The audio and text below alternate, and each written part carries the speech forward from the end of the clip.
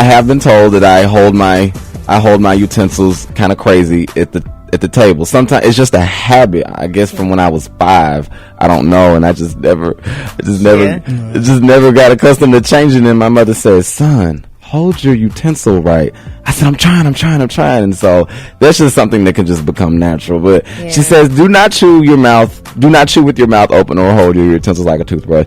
She also says, quote, do not drink too much on a date. It will affect how you look, the way you feel the next day, and how you represent yourself. Yes. And in regards to smoking, she says, if you are a smoker, do not smoke on your way to the date. Have you ever, Martez or Shay, have you ever had a problem with someone smoking on their way to the date? First of all, if you're picking me up for this date or any date for that matter, I don't like to be, I know I'm a lady. We hate for our hair to smell like smoke, our clothes to smell like smoke, especially if I'm not a smoker. You see what I'm saying? So I have a respect for me, because I don't want you to smell like smoke, and then, you know, later on down the line or whatever, and we're still dating, you think I'm going to want to kiss you with smoke breath? No, not going to happen. That's nasty. So I just think that that's something you should have respect for. You should be like, okay, are you cool with smoking, or you know? How do you feel about women who smoke in regards to going to the date? Oh man,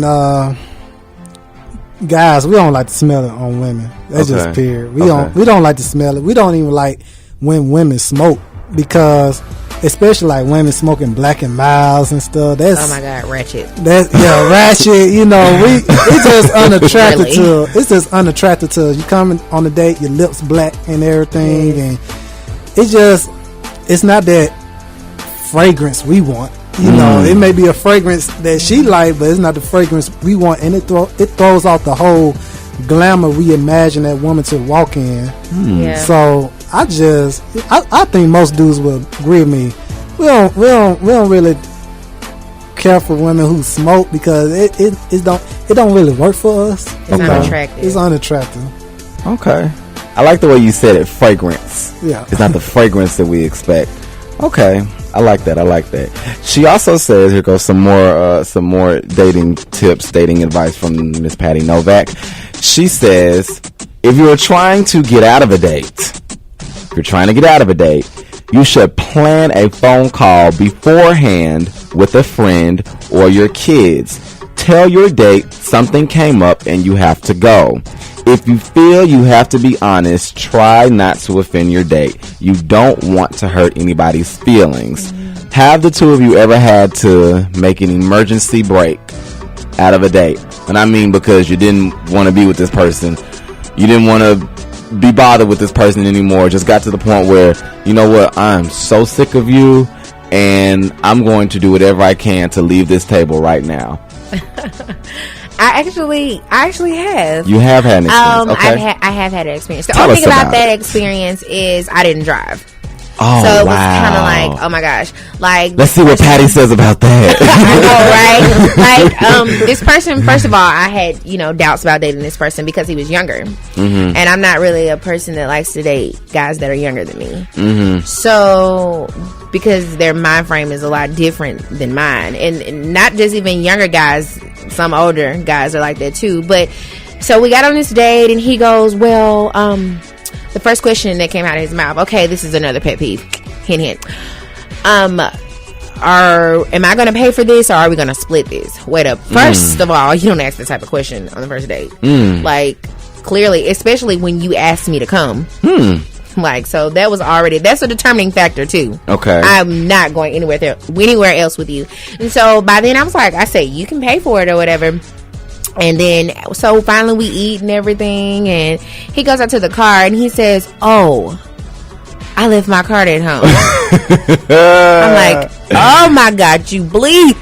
You know? Like, I was like, oh my God, I'm literally about to call my mom and ask her to come get me, because really, you forgot your card? Yeah, nice try. Sounds like you forgot it on purpose. Sounds like. And so I was just like, well, he was like, can you get it or whatever? and I'll give you the money back. And I was like, so you're gonna pay me back? And he was like, yeah. You'll never see him again. Oh, I did see him again. Oh, you I did? made sure of that. Oh, okay. I got my money. So it was kind of like I paid for it or whatever, but the next day when I made him to give me money, so it came like 26 something or something like that, he gave me $15. Yeah. So you pay for yours. Yeah. So let's just say his number got lost. Okay. Well, some more advice that Miss Patty Novak she gives in regards to dating. She says, for men, be careful not to flirt with the bartenders and waitresses. Being nice can sometimes be mistaken for flirting. Women are very sensitive to where men's eyes are. I have to get Martez. How do you feel about this rule? Man, I was just thinking about eye contact. Okay. It's important where your eyes are because dudes, like I said earlier, we're really visual. Mm-hmm. You did mention that. Yeah, and it can happen. An attractive waitress come up to the table. She's serving you and your date, and the occasional bending down to where you see the inside of her shirt and all of that. And I dealt with some of this, and I my date, she commended me. She was like, I know that. She was like, I know that waitress was attractive. I like, I know, but I wasn't focusing on her. I'm on a date with you, and you can't. Like the expression on her face, like it just brightened up her world because she knows that I know how to control myself. And if you lack self-control, you can't keep your eyes straight. Your eyes all googly and everything. No woman ain't gonna put up with that. No good, classy, sensible woman. Miss Novak also says when you are on a date, you only have about 30 minutes to build some sort of emotional chemistry.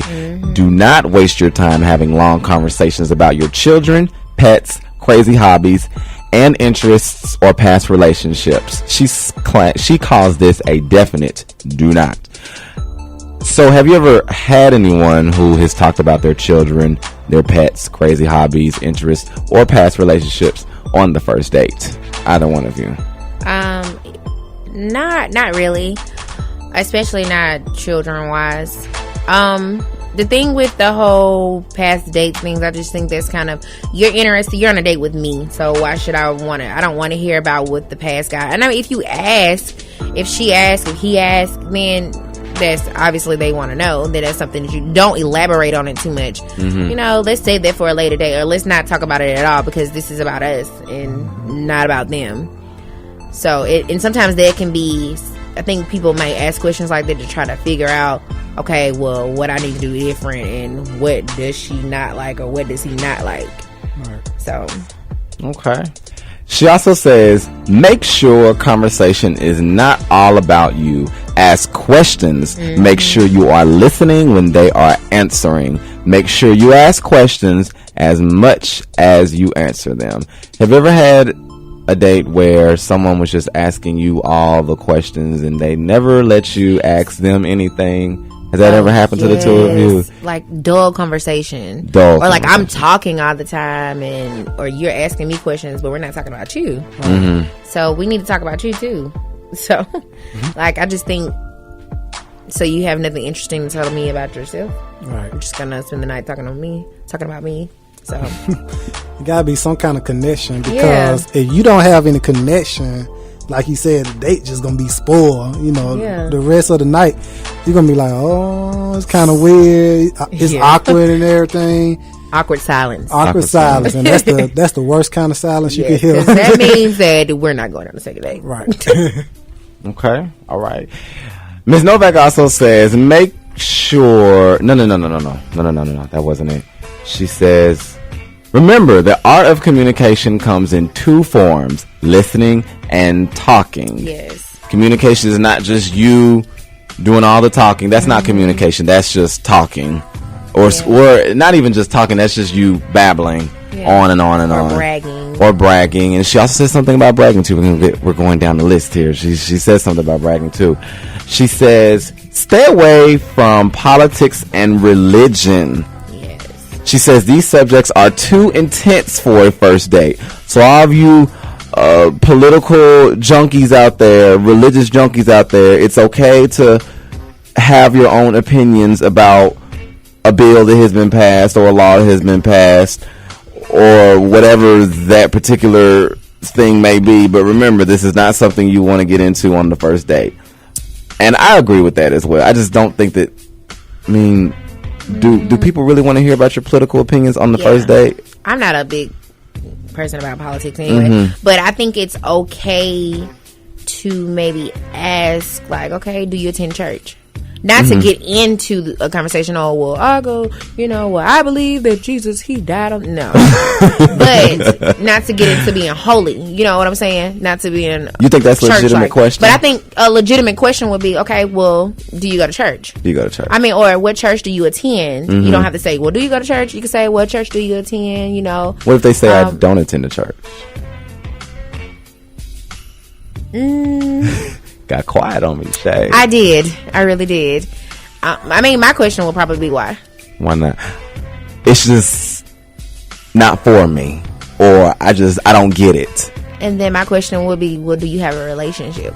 And I think that's a legitimate question to ask. Do you have a relationship? Because we have to be on the same page. Okay. If we're not on the same page, then we don't even need to take this any further than what it's going. And that's just me. I'm pretty sure Martez agrees. Now I was just about to say, being a teacher of Bible study here at the university. Who, me? Yes. Who you? Yes. Yes. Do you think that is important on the religious aspect? Even though, Ms. Novak gives advice saying stay away from religion, do you think that is important? Well, being in my position and making it practical, making it where people can understand. Religion, it's religion for people who not really involved in their religion. Exactly. It's just something that they do out of tradition. If you really say you're a Christian, I'm a Christian man, I want to go on a date with a Christian woman. I don't want to go on a date with a Buddhist because we're going to disagree. Exactly. If I'm for real about God and I want to live for God and she want to live for Buddha, we're not going to get along. No, we're not equally yoked. Yeah, we're not equally yoked. So I believe in the equally yoked part. Yes. But you don't have to go on the date being like, okay, when the last time you sin? All right. Yeah. Are you wearing your suits to church or are you wearing jeans? Because you wearing jeans, I can't talk to you. Some people take it way out of perspective. And, it don't have to be like that. You can just have a normal conversation. Really cool conversation, like, yeah, I go to church, I go to such and such church. What church you go to? Blase. Oh, okay, well, cool. Let's go on to another topic, and going from that. Then when you go on the second, third, fourth date, probably it'll build on up. You'll find out more about that person. And about politics, it's like something, me personally, I don't get into politics too much. I go by, whatever needs to be done at that moment, who to vote for. I'm not a very political person. And I understand that it could cause battles. But, you have to know your battles and you have to pick and choose your battles. But I think you brought up a very interesting point. Say if you were one political party and you happen to start liking this person who was of the opposite political party. Right. You all know what the political parties out there. I'm not even going to mention them. So say if you're dating someone who's opposite of that political party, do you think that you could continue to date that person? If they make that political party like they foundation of their life, like they stand on, oh, I'm a Republican, oh no, I'm a Democrat, and you got the opposing side, then it won't. That relationship won't work out, because if both sides say, well, I'm this kind of way, eventually they're gonna have to. It's not gonna work out. They have to really, really dig deep and find something that's stronger than their political views. Okay. What do you think, Shay? I think that it is true, because religion is something different. Political, I'm like he said, I'm not big on politics. So if you're really big on that, and both of you guys are big on that, well, I'm a Democratic and I'm a Republican, okay, you're gonna, bump heads. But I actually have friends that are other political parties than what I go for. So, I mean, we're friends, and I don't think it's anything wrong with, having a split house. Somebody might be Democratic, somebody might be Republican. It just depends on how big you are on those topics, because that can cause friction in a relationship. Okay. In regards to, she says, this advice she gives for the single men. She says, for the single men, turn-offs for women are bragging about your career, toys,